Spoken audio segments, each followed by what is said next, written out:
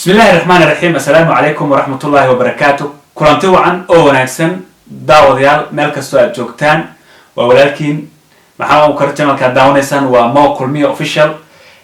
كسر دوادة برنامج جارة أو عن ربنا إن نوقف إنه دت كنا صوماليات جارهان دت ككونول ودن كتركيا سيدا عوانك فيديو كان أتكسر أركتين دولة التركية ما أنت وحيسو سارتي go-aan la xiriira arrimaha bandowga maadaama aanu ognahay waddankan turkiga inuu ka jiro cudurka covid-19 weliba si xoogan uu ugu sii faafay waddanka taas oo keentay in la soo celiyo bandowgii maalmaha sabtida iyo axadda iyadoo sidoo kalena ramadaanka ka hor bandowga uu ahaa mid ku ekaa 9 fiidnimo ama ka bilaabanayay ilaa 5 subaxnimo hase ahaatee hadda waxaa laga dhigay sida ramadaanka loo galay inuu bandowga ka bilowdo 7 fiidnimo haddaba wasiirka wasaaradda arrimaha gudaha ee waddankan turkiga waxa uu ka hadlay arrimahan ku aadan bandowga iyo sidoo kale si gaar ah uga hadlay arrimaha ajaanibta Suleyman Soylu waxa uu sheegay maanta in wixii ka dambeeya maanta aan la aqbali doonin ajaanibta ku nool waddankan turkiga ee haddana haysta iqaamada ama sharciga waddankan lagu joogo ama deganaanshaha in ay jabiyaan bandowga tusaale ahaan in qof ajnabi ah uu magaalada soo aado xilliyada bandowga maalmaha axadda ama isniinta sabab la'aan sidoo kalena habeenkii wixii ka dambeeya 7 fiidnimo uu socdo markii la qabtana uu la soo baxo passport isaga oo iska dhigaya dalxiis marka waxa uu sheegay wasiirka inaan taasi la aqbali doonin ee dhamaatay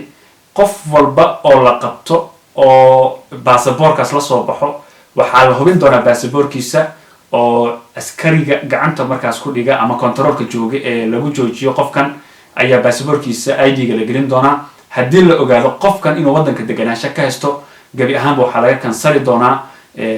iqaamadii uu waddanka ka haystay taas ayuuna sheegay sidoo kalena gelinkii dambe ee maanta dhammaan ajaanibta ku sugan waddanka turkiga ee haysta iqaamada waxaa usoo dhacday fariin looga soo diray immigrationka waddanka turkiga oo loogu xaqiijinayo arrintan loona sheegayo in ay taxadaraan ajaanibta isla markaana ay muujiyaan inay u hoggaansamaan awaamirta waddanka iyo dowladda si markaasi iyaguna ay u noqdaan dad howlihii halkan ay u yimaadeen si nabada xornimaha ku guta waxaa loo sheegay dadka fariintaas loogu sheegay in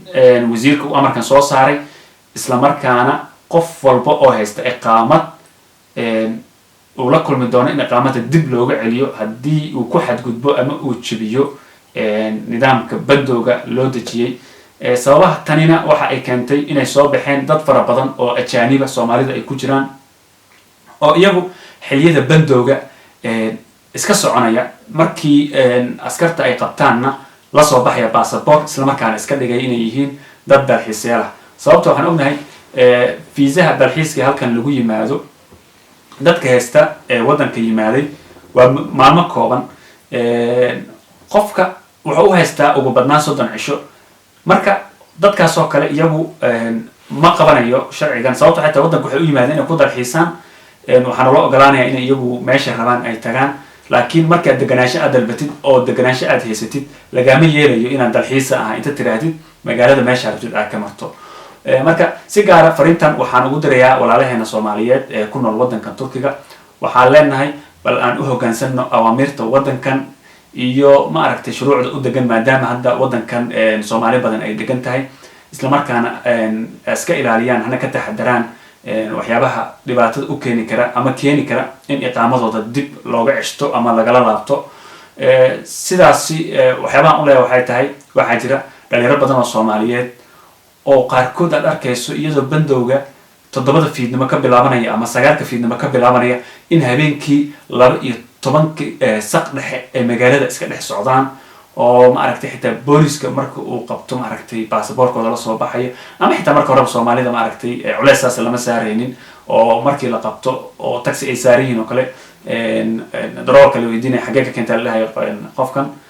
ama qofka waxa leeyahay waddankee ka soo jeeda Soomaaliya xagee darawalka xagee ka timid qofka leeyahay heblaaki mid xaafadeena u socda waa laga qalay jiro iska dhaafi jiray laakiin markan shirkadu waa soo dhaaftay arrintaas iyo in la iska qalay waa soo dhaaftay markii lagu qabto passport hadaad wadatid passportkaaga ID-ga la gelinaa systemka yar ay wataan askarta automatic waxaa soo baxay inaad sharci leedahay ama iqaamo aad leedahay oo waddanka ku joogtid haddii iqaamadaas la helo waa u dhamaatay iqaamada oo lagaa kansala mar haddii iqaamada waddanka ku joogtana lagaa kansalo ama deganaashihii lagala noqdo meesha waxaa ka cad in aad adiguna waddankan aad isaga tegayso sababto waxay tahay sharci aad kusii joogtid waddanka maba haysatid marka intaa waa intaas waxaan rabaa marka muuqaalkan inaan wax kale oo yar aan uga faa'iidaysto oo ku saabsan arrimaha maalmaha soo kordhay ee dadka deganaanshaha raadinaya ee rejectiga la siinayo dood badanaa maalmahan ka taagneyd weliba soomaalida ku nool magaalooyinka waaweyn sida Ankara iyo Istanbul oo iyagu aad uga cabanayay markii iqaamada ay doonteen dad badan oo rejected soo siiyay ugu badnaadaan dad waddanka ku yimid fiisooyin arday sidaan la socono waddanka waxaa jiray nidaamyo kala duwan la keenay oo waa la bedelay nidaamkii hore isbedelada lagu sameeyay immigrationka madaxdoodii sidaas darteed waa la sii adkeeyay nidaamkii wax lagu qaadanayay tusaale arday nimo markaad ku timaado waddankan oo Turkiga oo aad rabto inaad dalbato iqaamad must qasab waxaa ah in macad weyn ama jaamacadii aad u timid inaad ka soo qaadato warqadii cadeynaysay in jaamacadan aad ku biirayso laakiin waxaad arkaysaa markay yimaadaan dhalinyarada waxay la xiriirayaan qolyo yar oo shirkado ah waxaa loo sameynayaa ama iskuul yara la geenayaa oo ma aragtay iskuul iska caadi ah warqad laga soo siinaa automatic markii la geeyo meeshii immigration markii la geeyo la fiiriyo ninkan wixii marka hore waddankan uu ku yimid iyo ma aragtay warqadan uu wato rejector la soo siinaa oo lagu soo celinaa oo waxaa la leeyahay ma ku aqbalin ee waddanka isaga baxa marka ardayda waxaan kula talin lahaa jaamacadaha u yimaadaan inay si toos warqadahooda uga soo qaataan iyaga oo luqluuqyo kale ilaa laab kale aana marin si toosana waddadaas ay u maraan dadka caafimaadka ku yimaada iyaguna waddadooda way caddahay markii hore iqaamada waxay ku qaadan jireen isbitaal walba hadda isbitaalada waa lasoo xadiday isbitaalada yararka oo dhan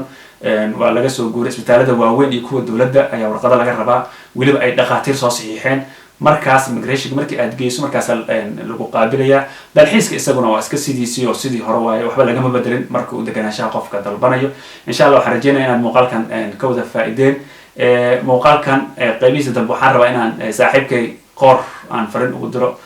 saaxiibkay ugu qaali ah maadaama hadda uu iga maqan yahay ninka qoor saaxiibayaal waxaa waaye ninka socod badan ma laha iyadoo bandow jiro habeenkii 7 saac uu socdo marka saaxiibkay waxaan leeyahay saaxiibow markaan isku yimid qoor vlogisa laga meelahay xaafadda iska joog waa maasantiin muuqaalkeen wanaag intaas mac salaam